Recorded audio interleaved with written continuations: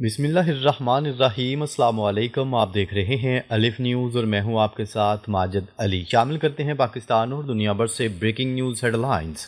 ہماری سیاست سے دور رہیں، سابق آسٹریلوی وزیر اعظم کا نتن یاہو کو سخت پیغام۔ آسٹریلیا کے سابق وزیر اعظم نے اسرائیلی وزیر اعظم نتن یاہو کو سخت پیغام دیتے ہوئے کہا ہے کہ وہ آسٹریلیا کی اندرونی سیاست میں مداخلت نہ کریں۔ غیر ملکی میڈیا کی رپورٹ کے مطابق یہ بات انہوں نے نتن یاہو کی جانب سے فلسطینی ریاست کو تسلیم کرنے کے فیصلے کو سڈنی واقعے سے جوڑنے کی کوشش کے جواب میں کہی۔ یاد رہے کہ گزشتہ اتوار کے روز یہودی مذہبی تہوار کے موقع پر ہونے والی تقریب کے دوران فائرنگ سے 15 افراد ہلاک ہو گئے تھے۔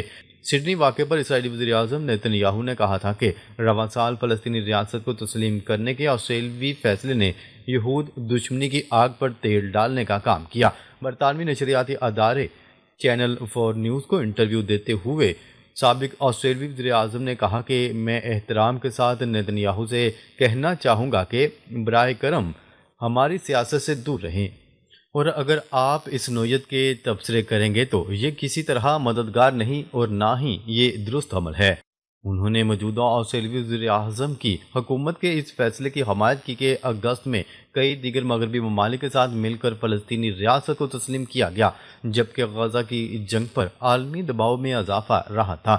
واضح رہے کہ بونڈائی بیچ حملے کے بعد ایک خطاب میں نتن یاہو نے کہا تھا کہ چند ماہ قبل میں نے آسٹریلوی وزیر اعظم کو لکھا تھا کہ آپ کی پالیسی یہود دشمنی کی آگ پر تیل ڈال رہی ہے۔ انہوں نے مزید کہا کہ یہود دشمنی ایک سرطان ہے جو اس وقت پھیلتا ہے جب قیادت خاموش رہے۔ سابق وزیر اعظم نے کہا کہ دنیا کے بیشتر ممالک فلسطین کو ایک ریاست کے طور پر تسلیم کرتے ہیں اور دو ریاستی حل کی حمایت کرتے ہیں۔ انہوں نے اس بات پر زور دیا کہ آسٹریلیا ایک کامیاب کثیر الثقافتی معاشرہ ہے اور اسے غیر ملکی تنازعات کو اپنے اندر درآمد کرنے کی اجازت نہیں دینی چاہیے۔ ٹرمپ نے مزید 20 ممالک کے شہریوں پر امریکہ کے دروازے بند کر دیے۔ ڈونلڈ ٹرمپ انتظامیہ نے امریکی سفری پابندیوں کے دائرہ کار کو مزید وسیع کرتے ہوئے مزید 20 ممالک اور فلسطینی اتھارٹی کے جاری کردہ سفری دستاویزات رکھنے والے افراد کو بھی پابندیوں کی فہرست میں شامل کر دیا۔ نئی پابندی کے بعد امریکہ میں داخلے پر قدغنوں سے متاثرہ ممالک کی تعداد تقریباً دگنی ہو گئی ہے۔ امریکی حکام کے مطابق 5 نئے ممالک پر مکمل سفری پابندی عائد کی گئی ہے، جبکہ 15 دیگر ممالک کے شہریوں پر جزوی پابندیاں نافذ کی گئی ہیں۔ اس کے علاوہ فلسطینی اتھارٹی کے سفری دستاویزات پر سفر کرنے والے افراد پر بھی مکمل پابندی عائد کر دی گئی ہے۔ مکمل سفری پابندی کی زد میں آنے والے نئے ممالک میں مزید 20 ممالک کو شامل کر لیا گیا ہے۔ امریکی حکام کا موقف ہے کہ ان ممالک میں بدعنوانی، ناقابل اعتبار سفری و شہری ریکارڈ، ویزا کی خلاف ورزی، اپنے شہریوں کی واپسی سے انکار اور حکومتی عدم استحکام جیسے مسائل پائے جاتے ہیں، جس کے باعث شہریوں کی مؤثر جانچ ممکن نہیں رہتی۔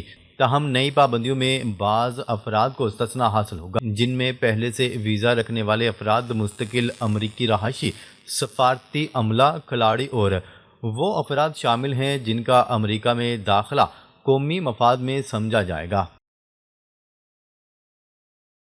یروشلم میں ملٹری ہیڈ کوارٹر بنانے کا اسرائیلی منصوبہ، حماس کا سخت رد عمل۔ حماس کے عہدیدار محمد مرداوی نے اسرائیلی وزارت دفاع اور یروشلم میونسپلٹی کے درمیان شہر میں ایک نیا فوجی ہیڈ کوارٹر قائم کرنے کے معاہدے کی مذمت کر دی۔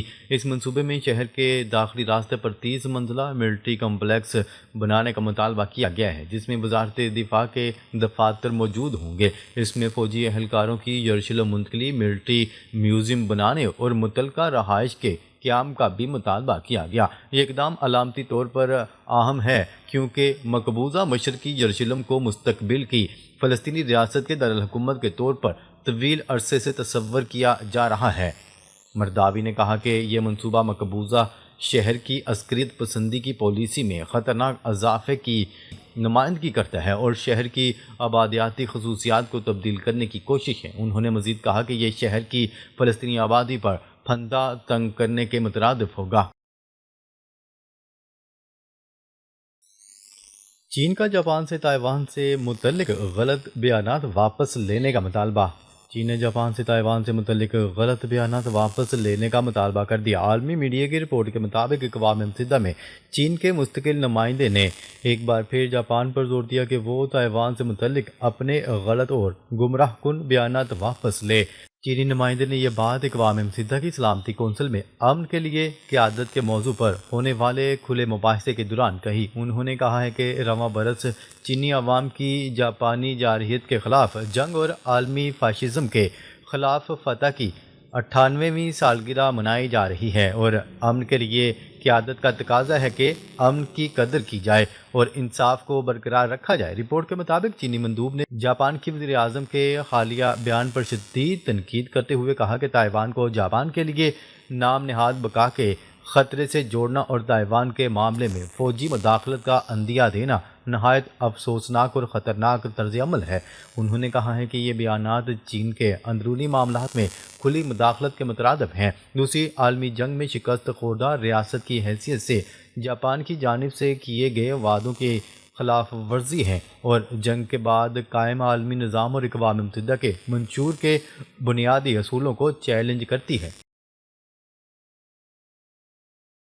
غزہ میں جنگ بندی آگے نہ بڑھنے سے متعلق امریکہ کا سخت بیان سامنے آ گیا۔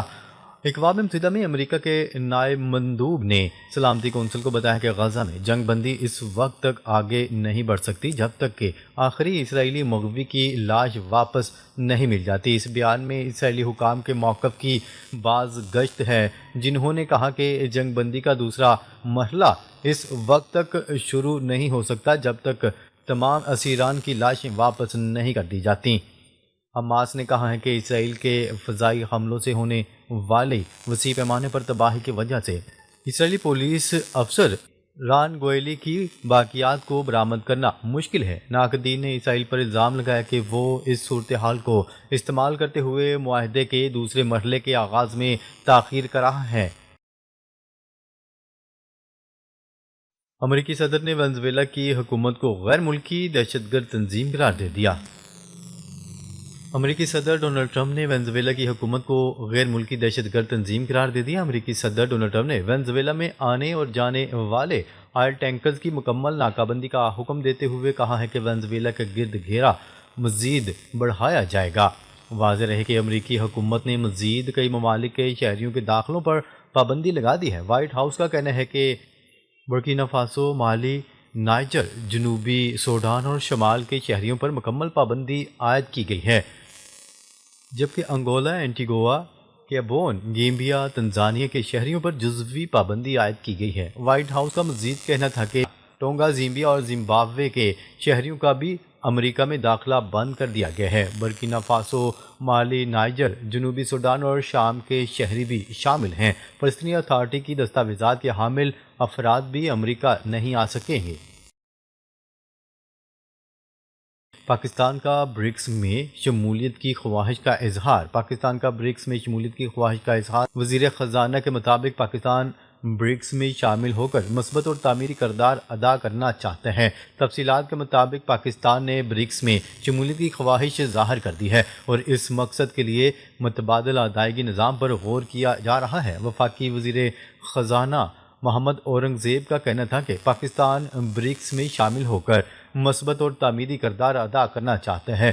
حکومت اقتصادی سفارتکاری، تجارت اور سرمایہ کاری بڑھانے کا عزم رکھتی ہے۔ پاکستان مضبوط علاقائی روابط کاری اور پائیدار سرمایہ کاری پر توجہ دے رہا ہے۔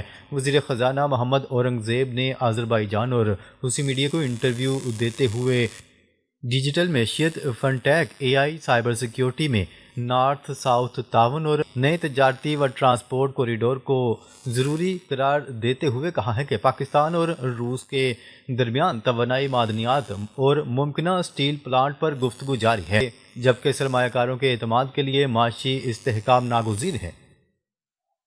ناظرین، اب تک کے لیے اتنا ہی۔ مزید خبریں لے کر بہت جلد آپ کی خدمت میں حاضر ہوں گے۔ تب تک کے لیے اپنا خیال رکھیے گا۔ اللہ نگہبان۔